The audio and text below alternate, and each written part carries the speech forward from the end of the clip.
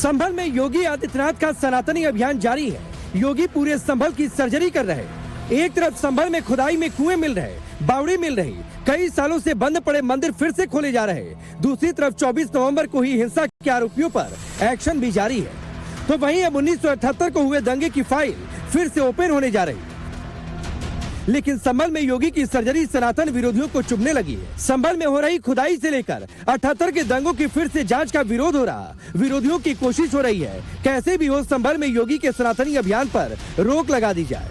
क्या यही वजह है कि संभल में जामा मस्जिद कमेटी दोबारा सुप्रीम कोर्ट पहुंची है? अर्जी में कमेटी ने कहा है कि जिला प्रशासन इलाके में पुराने मंदिर और कुएं तराशने में जुटा है। अर्जी में मस्जिद की सीढ़ियों यानी प्रवेश द्वार के पास कुएं की जांच पर सवाल उठाए गए और वहां पर यथास्थिति रखने की मांग की गई है। आरोप लगाया गया है कि प्रशासन का ये काम किसी भी तरह शांति और सौहार्द स्थापित करने का नहीं है। कमेटी ने सुप्रीम कोर्ट से संभल जिला प्रशासन को निर्देश देने की मांग की है कि सुप्रीम कोर्ट की इजाजत के बिना इस तरह की कोई कार्रवाई नहीं की जाए।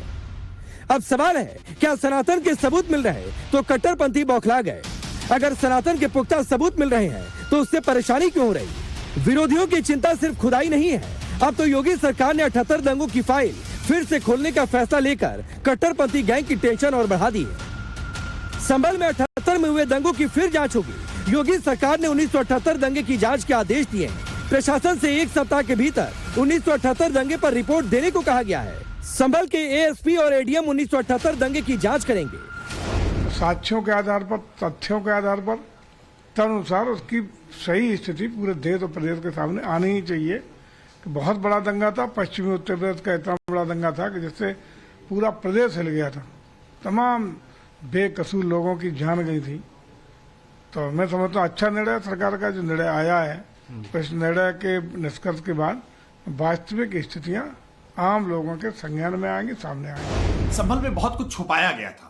संभल की खुदाई से बहुत सारे तथ्य निकल करके सामने आए हैं और बहुत सारे इतिहास के वो पन्ने खुल गए हैं जिन पन्नों में अत्याचार की, अन्याय की गाथाएं हैं, जिसमें निरपराध लोगों की नरसंहार हैं, हत्याएं हैं। और इन मामलों की जांच किया जाना, दोषियों को सजा दिया जाना और पीड़ितों के जख्मों पर मरहम लगाना, उनको न्याय दिया जाना, यह अभी भी समीचीन है। और इसलिए इन बातों को लेकर के अगर आवाज उठाई जा रही है तो निश्चित तौर पर यह आवाज सुनी जानी चाहिए, क्योंकि पीड़ित के परिजन अब भी न्याय की आस लगाए बैठे हैं कि कैसे उनके साथ तत्कालीन सरकारों ने मजहबी तुष्टीकरण के चलते अन्याय करने का काम किया था और अन्याय करने वालों का साथ देने का काम किया था।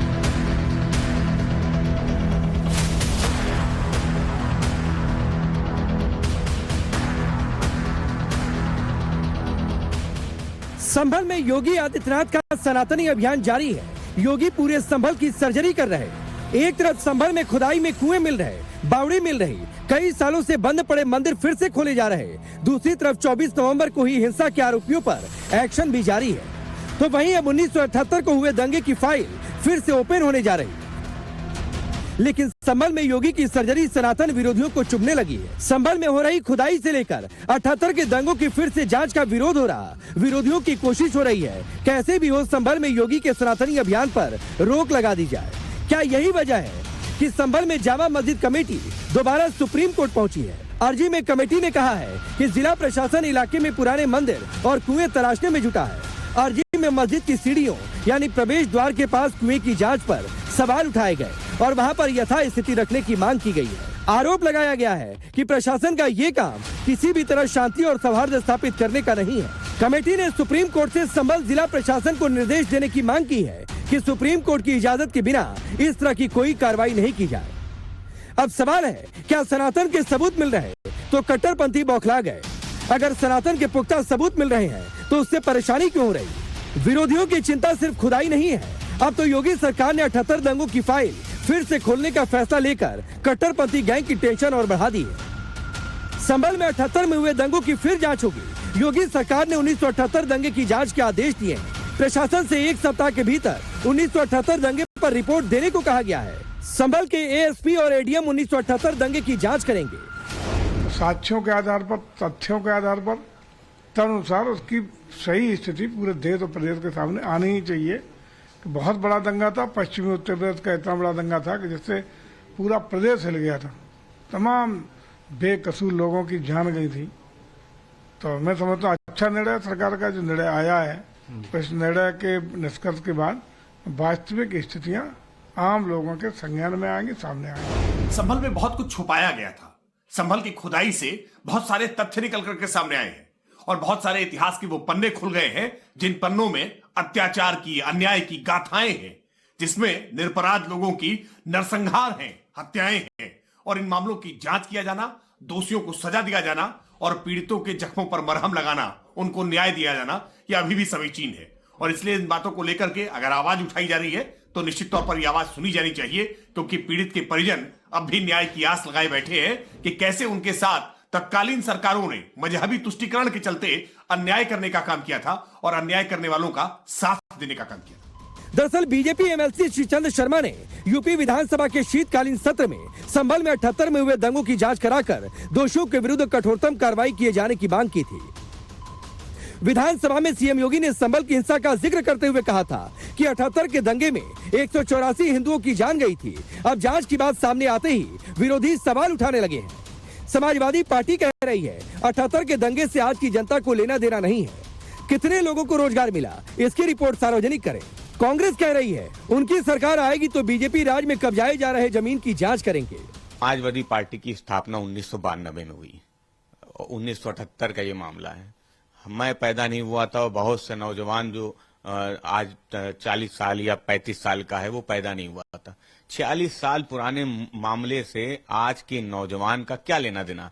उत्तर प्रदेश का 45 साल के नौजवान से उसका क्या लेना देना? आप 46 साल पहले जा रहे हैं, जब जिसकी याद भी नौजवानों के दिमाग में नहीं है, नौजवान पैदा नहीं हुआ था। भाजपा नौजवानों के साथ धोखा कर रही है, उत्तर प्रदेश की जनता के साथ धोखा कर रही है। जांच जो भी करानी हो कराए, समाजवादी पार्टी को उस पर कोई एतराज नहीं है। रिपोर्ट सार्वजनिक करनी चाहिए कि उत्तर प्रदेश में कितने नौजवानों को रोजगार दिया गया। रिपोर्ट सार्वजनिक होनी चाहिए कि उत्तर प्रदेश में कितने लोगों को गरीबी की रेखा से बाहर लेके आया जाएगा। रिपोर्ट वो भी होनी चाहिए कि कैसे भारतीय जनता पार्टी वो भ्रष्टाचार कर रही है, उसके भी आंकड़े सार्वजनिक होने चाहिए। कि योगी जी जितने भी पुरानी जितनी घटनाएं हुई हैं, सारी घटनाओं की जांच कराएं और सारी चीजें करें। और जितनी भी जमीनें इस समय जितनी जमीनों की कब्जे हो रहे हैं, योगी जी के समय भाजपा के लोग कब्जा कर रहे हैं, इनके मंत्री सांसद कब्जा कर रहे हैं, इसकी भी हमारी सरकार बनेगी, जांच कराएंगे और कड़ी कार्रवाई, सबको जेल भेजेंगे। ऐसे में सवाल है, क्या संभल में योगी का ऑपरेशन सनातन से कट्टरपंथी गैंग को टेंशन हो रही? सवाल ये भी कि सनातन से इतनी नफरत कि मंदिर कुएं मिलने से सौहार्द बिगड़ने का नैरेटिव सेट किया जा रहा। सबसे बड़ा सवाल है, 1978 के दंगे की फाइल खुलेगी तो जांच की आंच कहां तक पहुंचेगी? Bureau report, times now Bharat.